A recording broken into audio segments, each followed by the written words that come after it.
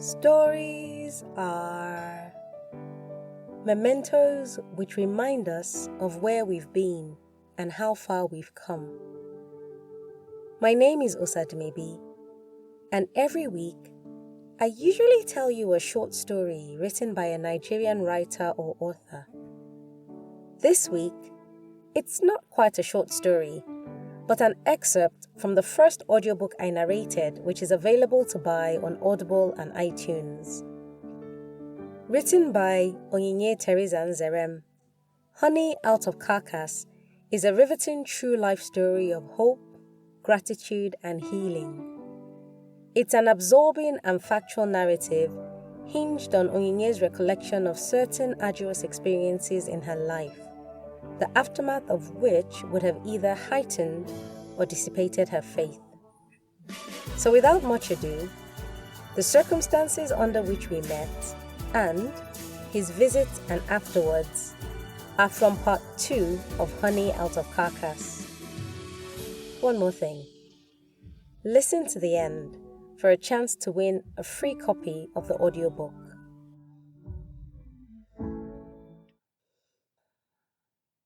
The circumstances under which we met. I had forgotten all about the dreams until May of the same year when events began to unfold. I had visited home for the Easter break. The trip was necessary because my mom wasn't in the country and I had to help my dad.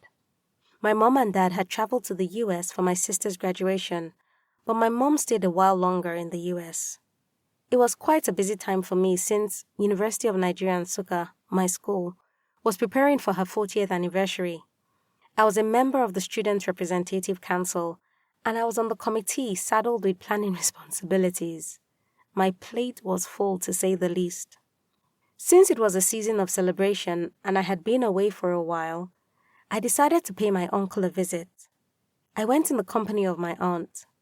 I recall I was wearing a green velvet dress, a dress which belonged to my aunt.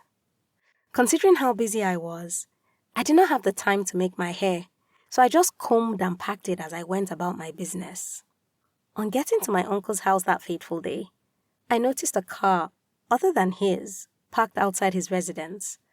I suspected he had a guest. Once we were inside, I noticed my uncle indeed had a guest. We exchanged pleasantries, and for some odd reason, I did not like the man visiting my uncle. It wasn't anything he said or did. I just had this dislike for him, and so my defenses were up. To avoid him, I busied myself with watching television. My uncle was surprised by the new me because normally I would interact with people, including those I was meeting for the first time.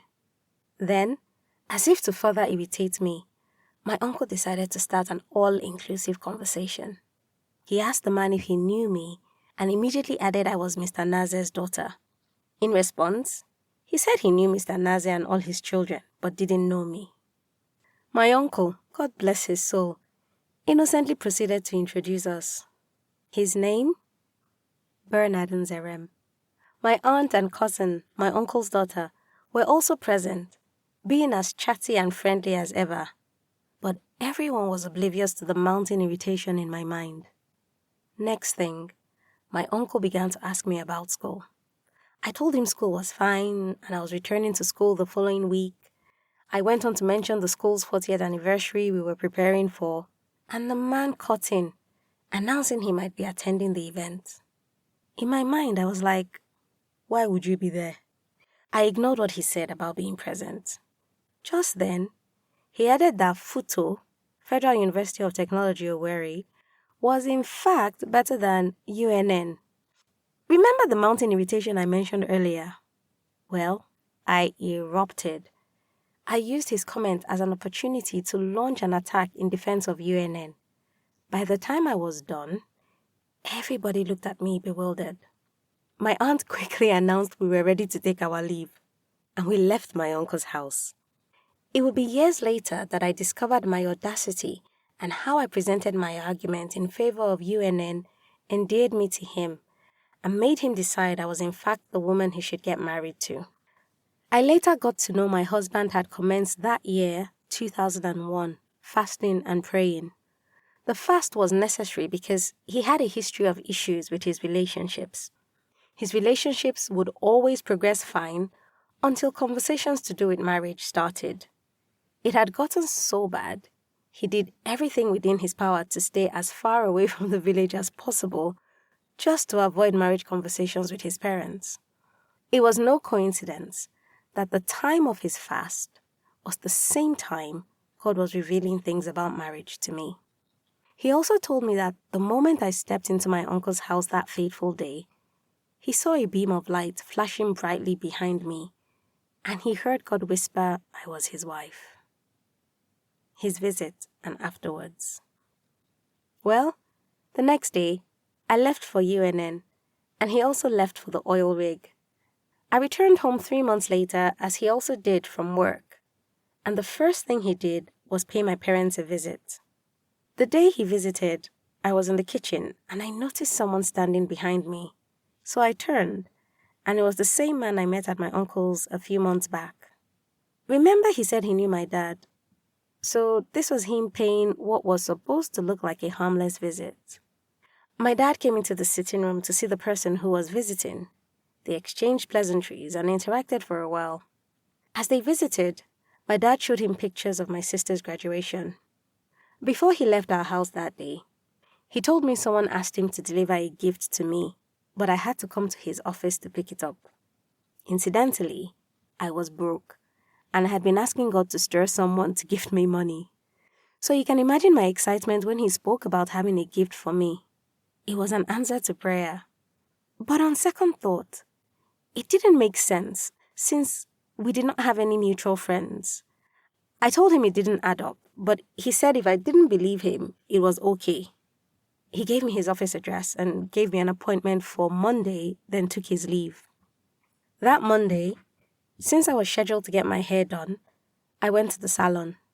Meanwhile, I was battling with a terrible headache throughout the day, and I was just barely managing through the day. To be honest, at some point, I contemplated cancelling my appointment with him.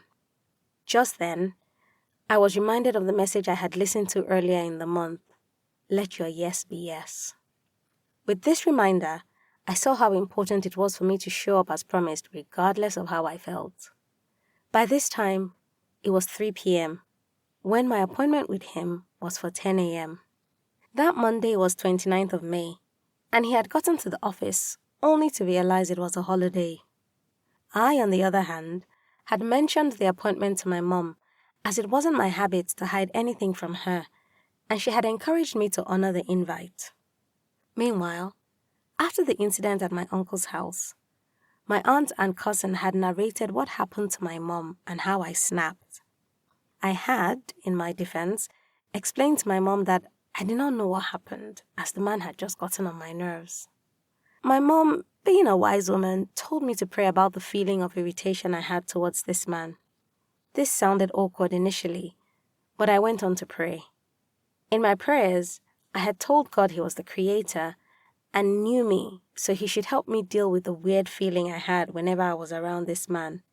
And that was the end of the prayer for me. Once I reached the decision to honor the invite, I got set and stepped out.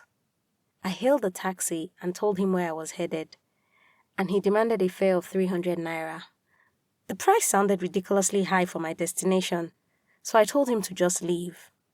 As far as I was concerned, I wasn't willing to honor the meeting in the first place, so this could just be the reason I had been looking for.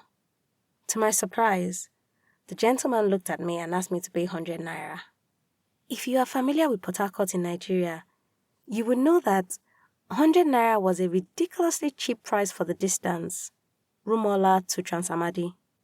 I took another look at the cabman as if waiting for him to change his mind, but he didn't, so I got into the cab.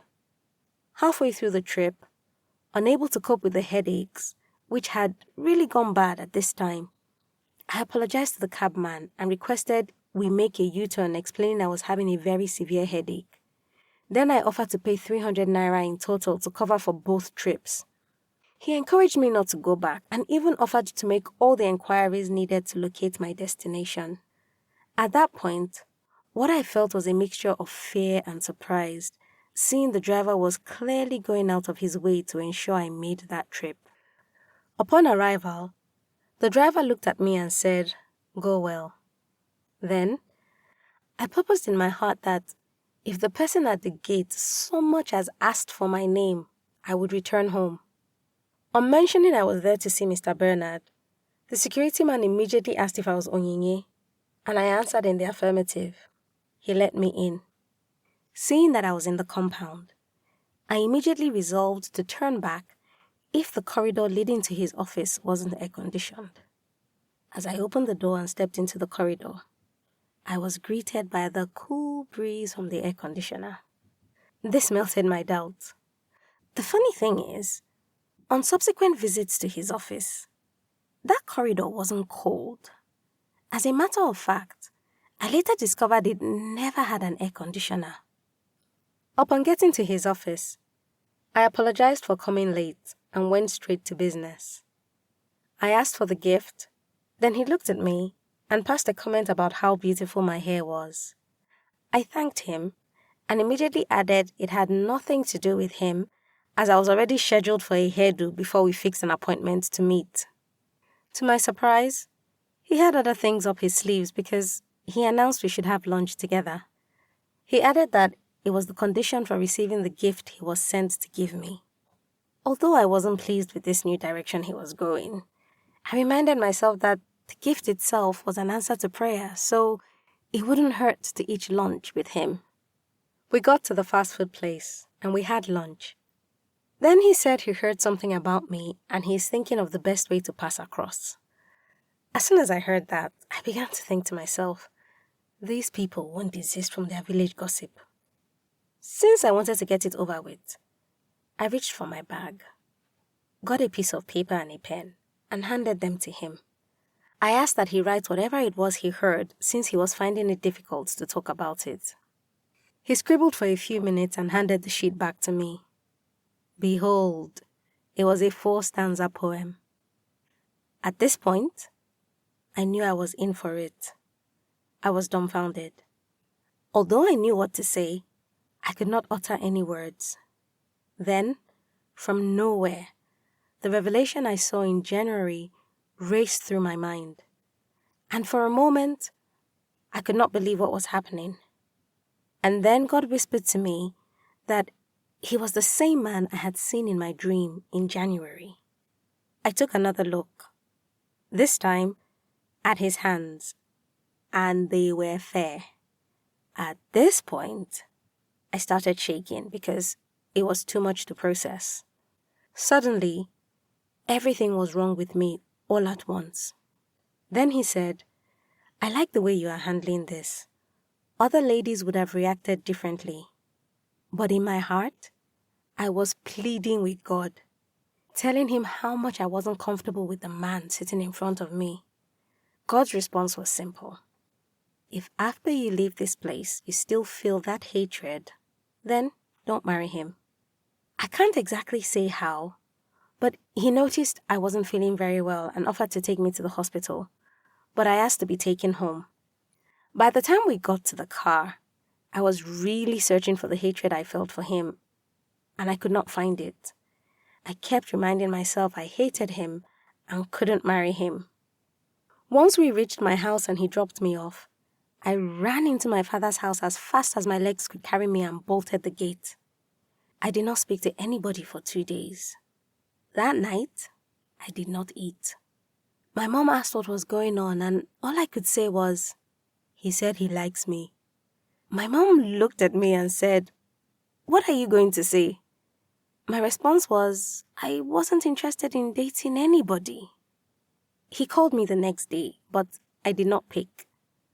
My mom picked the phone and told him I wasn't feeling well. He called the day after that, and I refused to pick. My guess is, my mom had sensed something more than the ordinary had happened, so she kept making excuses for me over the phone. Then she finally told me to speak to him, and I declined out of fear. Then, one evening, a few days after he handed me the poem, I was told I had a guest, and he was the one. He outrightly told my mom he came to see me. The fact he had the guts to come to my father's house and say I was the reason for his visit was something which registered well with me. For me, it was proof he was bold and audacious. Remember, lots of people lived in my house, so gas cooker wasn't exactly a great choice for cooking. We used firewood, and there was this corner where the cooking was done. I had invited him to join me at the firewood corner, just to rattle him, and he had joined without objecting. Just then, God whispered, "I have prepared this guy for you, and nothing you do will chase him away." As we sat by the fireplace, it started to generate very serious and unfriendly smoke, at which point I was the one who suggested we change locations. In response, he said he did not have any issue with firewood and jokingly added that food prepared with firewood is sweeter.